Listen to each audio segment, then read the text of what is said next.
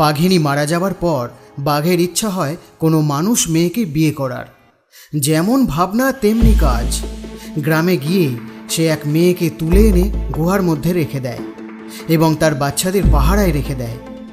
বাঘ বন থেকে মাংস এনে দিলে মেয়েটি রান্না করে দেয় আর বাঘেরা মহানন্দে খায়। এইভাবে বাঘের দিন বেশ ভালোই কেটে যাচ্ছিল। একদিন মেয়েটির ভাই এসে তার বোনকে উদ্ধার করে নিয়ে যায়। যাবার আগে মেয়েটি একটি কড়াতে তেল গরম করতে দিয়ে যায়। এরপর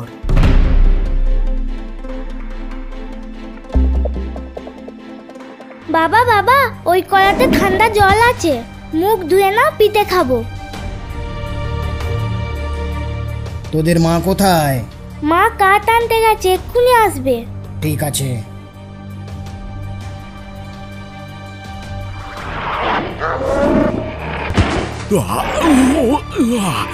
আর পারছি না, মুখটা একেবারে জ্বলে যাচ্ছে।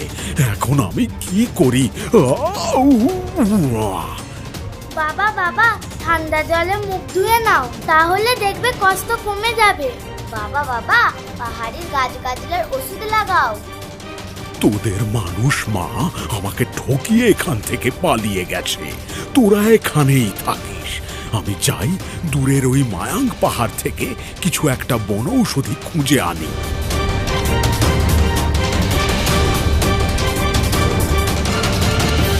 বাঘ রাস্তায় হাঁটতে হাঁটতে একটা সরোবর দেখতে পেল।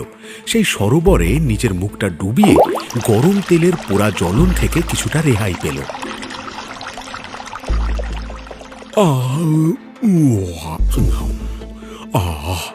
মুখটা একটু ঠান্ডা হলো। তারপর সরোবরের স্বচ্ছ জলে নিজের প্রতিবিম্ব পোড়া মুখ দেখে বিমর্ষ গলায় বলে উঠল, আমার অমন সুন্দর মুখটা কি বিশ্রীভাবে পুড়ে গেছে, আমার বউও চলে গেল।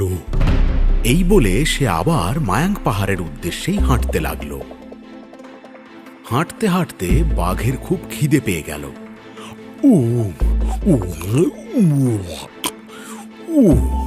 আমার খুব খিদে পেয়েছে। বউটা বেশ সব সুন্দর রান্না করে আমায় খাওয়াচ্ছিল। এখন কি আমার মুখে আর কাঁচা মাংস রুচবে কে জানে। কোথাও কোনো পশু পাখিও নজরে পড়ছে না। এখন কি শিকার করি, এদিকে খিদেটাও যে সহ্য করতে পারছি না। এইসব ভাবতে ভাবতে বাঘ রাস্তায় হাঁটতে হাঁটতে হঠাৎ কিছু একটা আওয়াজ শুনতে পেল। ওম নমঃ শিবায়। আরও একটু এগোতেই দেখল একজন ঋষি মশাই ধ্যানমগ্ন অবস্থায় শিবের মন্ত্র উচ্চারণ করছেন। ওম নমঃ শিবায়। ওম নমঃ শিবায়। ওম নমঃ শিবায়। ওম নমঃ শিবায়। ওম নমঃ। সেই গর্জনের আওয়াজে ঋষি মশাইয়ের ধ্যান ভঙ্গ হয়। গর্জনরত বাঘকে দেখে ভীষণ ভয় পেয়ে যান ঋষি মশাই এবং ভয়ে কাঁপতে থাকেন।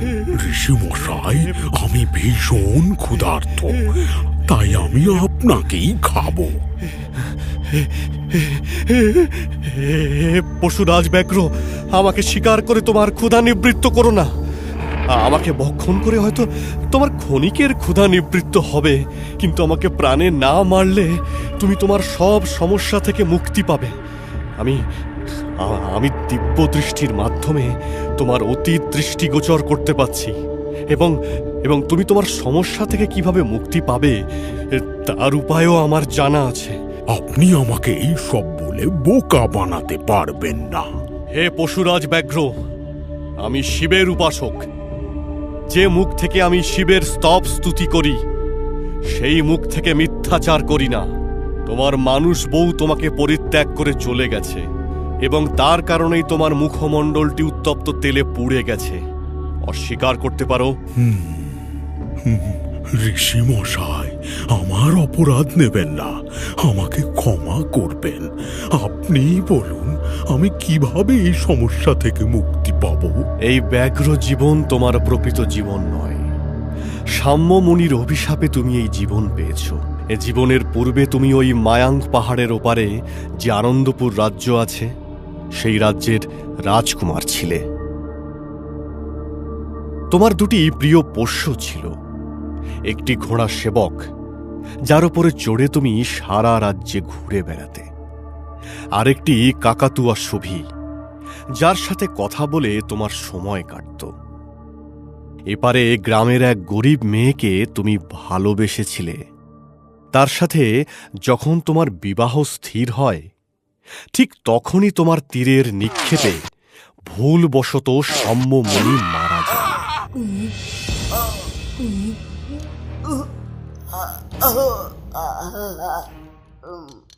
হে রাজকুমার, তুমি যে পশু শিকারের জন্য আমাকে হত্যা করলে, আমি তোমাদের অভিশাপ দিচ্ছি যে তোমরা এই মুহূর্তে পশু ব্যাঘ্রে পরিণত হবে এবং তোমার মনুষ্য জীবনের সমস্ত স্মৃতি ভুলে যাবে। এবং তার অভিশাপে তুমি ব্যাঘ্রের রূপে আর তোমার দুই পোষ্যরা শাবক ব্যাঘ্রে পরিণত হয়, যারা আজ তোমার দুই সন্তান। এবং এই জীবনে তুমি যাকে বিবাহ করে এনেছিলে, সেই মনুষ্য পত্নী তোমার পূর্ব জীবনের প্রিয়তমা।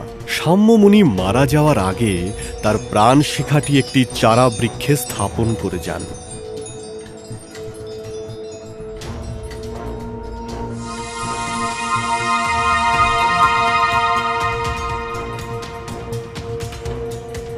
কিন্তু সেই চারা বৃক্ষটি একটি স্বর্ণ মৃগ ভক্ষণ করে ফেলায় সাম্য মুনির প্রাণ শিখাটি এখন স্বর্ণ মৃগটির শরীরে বিদ্যমান।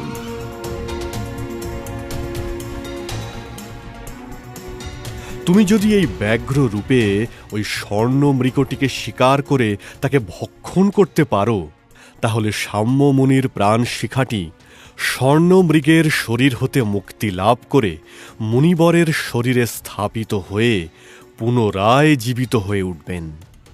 আর সাম্য মুনি জীবিত হলে তুমি এই অভিশপ্ত জীবন হতে মুক্ত হবে এবং রাজকুমারের রূপ ও জীবন ফিরে পাবে। তখন তুমি নিজের রাজ্যে ফিরে যাবে এবং তুমি তোমার মনুষ্য পত্নীকেও পুনরায় ফিরে পাবে। ঋষি মশাই, আপনাকে অসংখ্য ধন্যবাদ। এই বলে বাঘ সেই মায়াঙ্ক পাহাড়ের দিকে দৌড়ালো।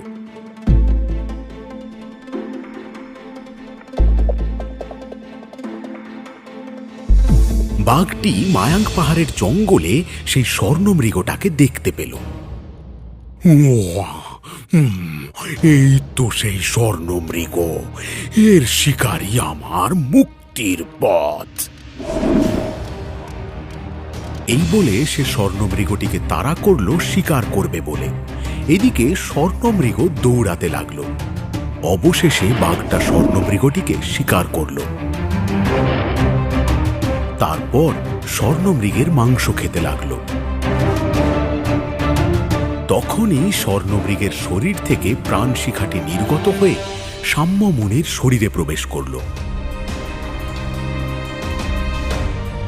এবং মুনি জীবিত হলেন।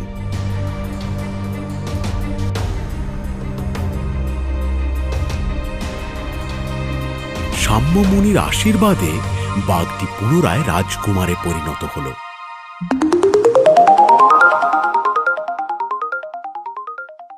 সাথে সাথে গুহায় থাকা বাঘের বাচ্চা দুটিও তাদের প্রকৃত রূপ ফিরে পেল। আমি আবার আমার প্রকৃত রূপ ফিরে পেয়েছি, আমি অভিশাপ মুক্ত, আমি আবার সবকিছু ফিরে পাব।